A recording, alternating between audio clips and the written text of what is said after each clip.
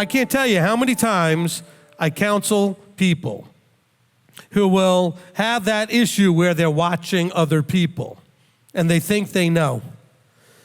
I'll have a wife or a husband tell me things like, or they'll say to each other, and I'll hear about it at some point, where the wife will say, well, why can't you be more like so-and-so? I see the way he treats his wife.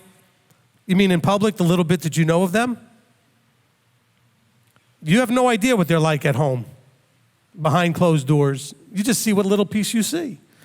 Or the husband says, oh, why can't you be more like so-and-so's wife? She seems to be very submissive and blah, blah, blah, blah, blah. You don't know.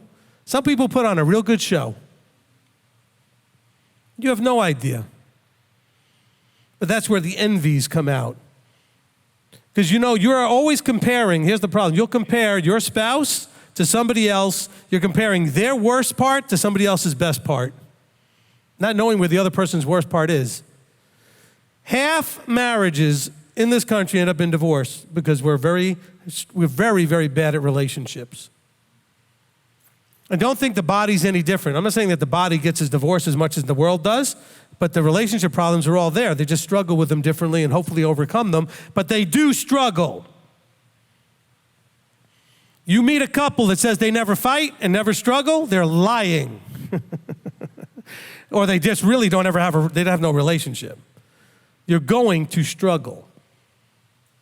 Because two human beings put into that intensity of the petri dish of marriage are going to rub up against each other in some ways that are going to bring things out. Now, you're not going to always struggle with the same things if you actually learn to work with them and change and grow and adapt to each other.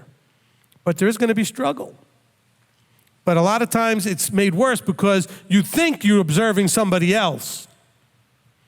Okay, you think. I'll give you an example. You got a husband and wife, they're married, they're renting an apartment, they've got used and beat up vehicles and whatever. And that couple notices another couple who just got married, and the first one's married, say 5, 6, 8 years already. They just got married, and right away, the wife notices, oh, well, that husband bought his wife a brand new car, and he bought her a nice house. It may be small, but bought her a house. How come you haven't bought me a house? You haven't bought me a house. You haven't bought me a car. You haven't done any of these things. Look at them. Only to find out later, he's an alcoholic. He ends up in rehab. But you thought he was Mr. Wonderful because you were jealous and you envied and you held your husband up against. Do you understand what I'm saying here? Reverse that. You can have the same thing with the husband. He sees the wife and look at her and look at this. You don't know what anybody really has. Why do you envy? You're to walk out your own salvation, walk out your own life. Stop worrying about and being jealous of everybody else's stuff. Because you really don't know.